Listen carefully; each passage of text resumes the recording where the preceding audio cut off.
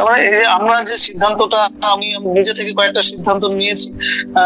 যেমন ধরো ছেলেকে যে চাকরি করাতেই হবে এমনটা নয়।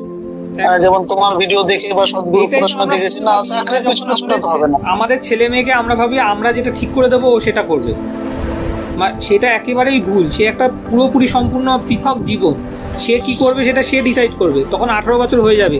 আমার কাজ হচ্ছে তার বিকাশটা যাতে ভালো হয় সেটা দেখ।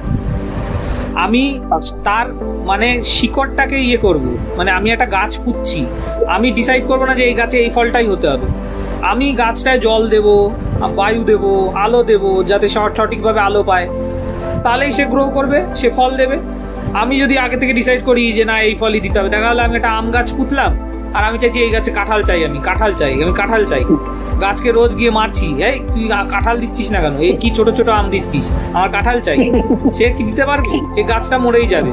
কিন্তু বরঞ্চ আমি যদি গোড়ায় শিকড়ে জল দিই, সার দিই, তাহলে সে গ্রো করবে আর ভালো সুন্দর আম দেবে, তাই না? তো গাছটা তো আমার সম্পত্তি, আমি লাগিয়েছি, কিন্তু সে যে ফলটা আমি যা বলবো তাই দেবে তা তো হবে না।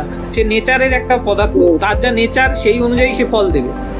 তো এখানে বাচ্চা মানে তাকে নার্চার করা, তাকে গ্রো করতে দেওয়া, তার গ্রো করার জন্য যে মাটি দরকার, যে সার দরকার সেগুলো দেওয়া, মানে কি তাকে সঠিক পরিবেশ দেওয়া, তার নিডগুলোকে মেটানো। সে বাচ্চা মানুষ, কোথা থেকে খাবার জোগাড় করবে সে?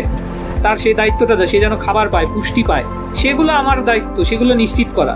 কিন্তু এটা আমার দায়িত্ব না যে সে খেলোয়াড় হবে, না ব্যবসাদার হবে, না সে চাকরি করবে, কি ফল দেবে সেটা আমার দায়িত্ব না।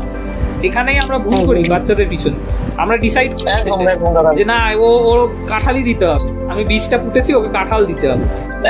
খুব সুন্দর উদাহরণ। যেমন আমি অনেক মা বাবাকে বলতে শুনেছি যে আমার ইঞ্জিনিয়ারিং পড়ার খুব ইচ্ছা ছিল, কি আমার ডান্সার হওয়ার খুব ইচ্ছা, আমার ছেলেকে ডান্স শেখাবো। ও তো ডান্স শেখার ইচ্ছা না, ও হয়তো ডাক্তার হবে, তাকে তুমি ডান্সার বানাচ্ছ, তাহলে সে এই বিষয়টা আমি দাদা গাছের বীজ পুঁতে কাঁঠাল চাওয়া, বুঝতে পেরেছো? সেরকম একদম খুব সুন্দর উদাহরণ দাদা, একদম খুব সুন্দর।